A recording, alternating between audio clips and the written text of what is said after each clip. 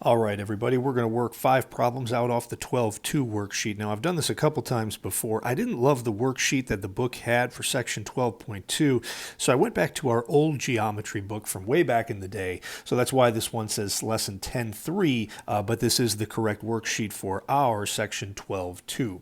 Okay, first few problems here, guys, are just asking you to find a chord length within this problem here. And so the first few problems people tend to overthink sometimes. We're supposed to find the length of line segment AB here, which goes from here to here. And this is one that sometimes people get without really thinking about because there really only seems to be one possible answer. The only length that we know in this figure is the length of chord CD, which has a length of 9. So a lot of people want to say that the length of AB is 9 because they don't think of anything else that it could be. That actually is the right answer here, but I want to think about that and talk about the reason for it before we go ahead and write it down. So the measure of AB is, and let's think about what's going on. The information we were presented here, guys, is that there are two arcs given to us. There's arc CD right out here with a measure, not a length, but a measure of 155 degrees, and then arc AB over here with a measure of 155 degrees as well. So what we know is that we have two arcs that are congruent, and we're trying to draw a relationship between their chords. And so to do that, as I'm looking through the notes right here from section 12.2, I think what we're talking about right here is actually theorem 12.6, which is both a theorem and it has a converse that's true as well. So I'm reading this one here. Theorem 12.6 says within one circle, or congruent circles, but we're just dealing with one here, two arcs are congruent if and only if they have congruent chords. Well, right here, we see that those two arcs are congruent, and that means that their two chords have to be congruent as well. So since CD is 9, the measure of AB has to be 9 as well. But it's because these two arcs are congruent that the two chords have to be congruent as well. If this arc out here was something different, if it was 156 degrees, for example, now the two arcs are no longer congruent, therefore AB would not be equal to 9. All right, so the only reason this works is because the arcs are congruent to each other.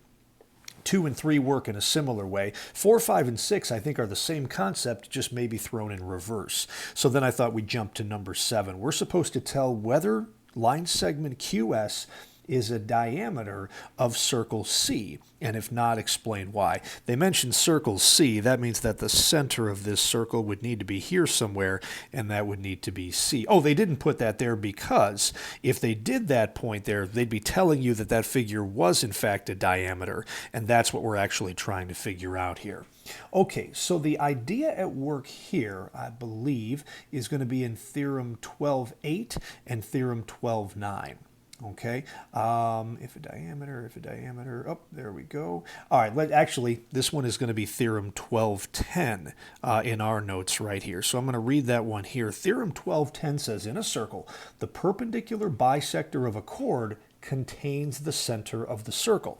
Well, what we know for a fact right now is that points P and R are both on the circle. So that means that line segment PR is going to be a chord. No doubt about that. The definition of a chord is a line segment whose endpoints are located on a circle.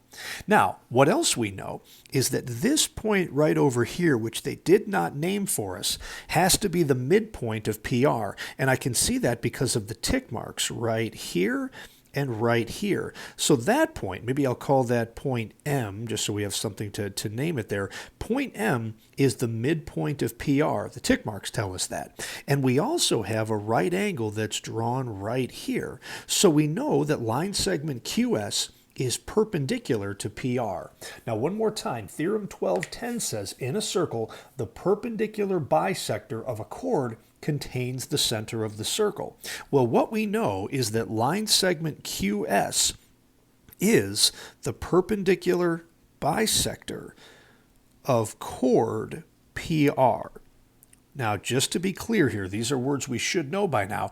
It is a perpendicular bisector because it's perpendicular, we have a right angle, and it's a bisector because of the tick marks, which means that it passes through the midpoint. So, QS is the perpendicular bisector of a chord, and according to theorem 1210, it means that this line segment here must contain the center of the circle. The center of the circle, because of the name that they gave me up here, is point C, and that means that QS is a chord, both its line segments are on the circle, it's a chord that passes through the center. Therefore, by definition, QS has to be a diameter. So the answer to this one is yes, and it's because line segment QS is the perpendicular bisector of chord PR. If it wasn't perpendicular, or if it didn't bisect PR, we wouldn't be able to say for certain that it was a diameter. So 8 and 9 work in a similar way there, guys. Let's give those a try and see what you can do with those. Those are some pretty good problems, I think. All right, let's jump to number 13. I think 10 through 12 work in kind of the same way. 13 is asking us to find the measure of line segment BD. They want to know the distance from here all the way over to here. Okay, now this one works on a similar concept to what we just did in the last problem together using theorem 1210, but now things are kind of spun around just a little bit. It says the perpendicular bisector of a chord contains the center. Well, what we know for a fact right here is that chord CE from here to here does contain the center of the circle. So we know that line segment CE is a diameter of that circle. The other thing we know is this right angle that's located right over here. Okay, so where are we going with that one? Actually, what I'm talking here is not so much theorem 12.8, but as I'm looking at it again, this looks a lot more like it applies to theorem 12.8. And theorem 12.8 says, in a circle, if a diameter is perpendicular to a chord. Let me stop you right there. We know we have a circle. We know that CE is a diameter because it passes through the center of the circle at point A, and we know that it's perpendicular to a chord. So the conclusion of that theorem now says that it bisects the chord and its arc. That means that line segment CE has to be the bisector of BD. So if AD right here has a length of 5, that means that BA has to have a length of 5 as well. We know that the diameter has to bisect that chord. And if they want to know the measure of BD, which is the entire chord, we would just add its two pieces of 5 and 5 and get a total of 10 here for the measure of line segment BD. So that's what's going on in number 13. Now again, that's another example that a lot of times people will get right kind of for the wrong reason. They'll look at this and they'll say, well, it kind of looks symmetric, so if that's going to be 5, that has to be 5 here as well, and they'll come up with that answer of 10.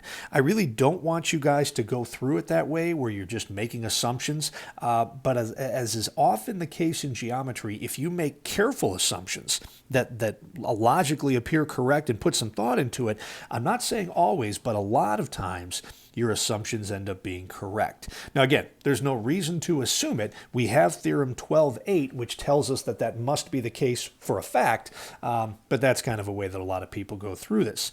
All right, 14 through 18, I think you guys will do okay on. Let's take a look at number 19. They're asking us here on 19 to find the measure of line segment AQ, which is this little piece right over here. And again, a lot of people just look at this and they take a guess. And for better or worse, they often end up being right. People look at a diagram like this and they see symmetry. I see an 18 on the top and I see an 18 on the bottom. Therefore, if there's a 7 right over here for CQ, this piece right here has to be 7 as well for AQ, and they answer the question that way. Well, again, for better or worse, I'm not here to say that, that answer is correct. Now, the reason for that goes all the way back to one of the theorems we did at the beginning of this section right here, and let's see what's going on right here. This one, I believe, is going to deal with, hang on a second here, I think theorem 12.7. If I'm looking at this correctly here. Theorem 12.7 says, within one circle, or congruent circles, two chords are congruent if and only if they are equidistant from the center. Well, the 18s are two chords that are congruent, and that means that their distances from the center would have to be congruent as well.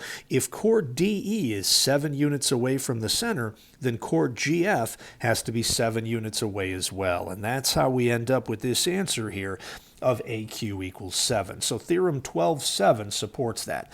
Honestly, a better question for them to ask you right here would be to find the given measure and then justify by saying which theorem allows you to make that conclusion. That would make you guys go back to your notes a little bit more carefully. And the last one right here, 22, deals with a theorem that we talked about earlier. We're just supposed to find the value of x, and let's see what we know. That dot in the middle can be assumed to be the center. That means that BD is a diameter. You know what, I'm going to make this whole thing a little bit bigger and hopefully a little bit easier to read. Okay, so we know that BD, ooh, that was ugly. We know that BD is a diameter right here. And what else? If that's a diameter here, we know that CE is a chord, and we know that this diameter now is perpendicular to that chord. So we have a theorem right here. This is theorem 12.8. That's what we really should be writing down right here. Theorem 12.8 says that in a circle, if a diameter is perpendicular to a chord, that's exactly what's happening here, then that diameter bisects the chord and its arc. The chord is the important part right here. That means that this line segment right here has to be congruent to this one. So our equation here, and again, a lot of people are just going to assume this, and they're going to be right here, is that the 8x minus 5 has to be equal to the 6x plus 1. Alrighty, so from there we would subtract a 6x, bringing all the variable terms to the left. That means we want all the constant terms to the right. So we're going to add 5 on both sides of the equation. These 5s are going to cancel. Those 6x's will cancel. 8x minus 6x is going to leave us with 2x. 1 plus 5 is 6, and we'll divide out that 2, and we'll get x equals 3. And you could check this real quickly by plugging that 3 back in there. 6 times 3 is 18 plus 1 means that we're dealing with a 19 for this part right here. 8 times 3 is 24. 24 minus 5 is going to get you a 19 as well. And sure enough, those two pieces have to be congruent. All right, guys, 23 and 24 work kind of the same way. I've posted all the answers to this in a separate document, but you'll still see it on Classroom next to this assignment. So give that a shot, check your work, and let me know if you guys have any questions.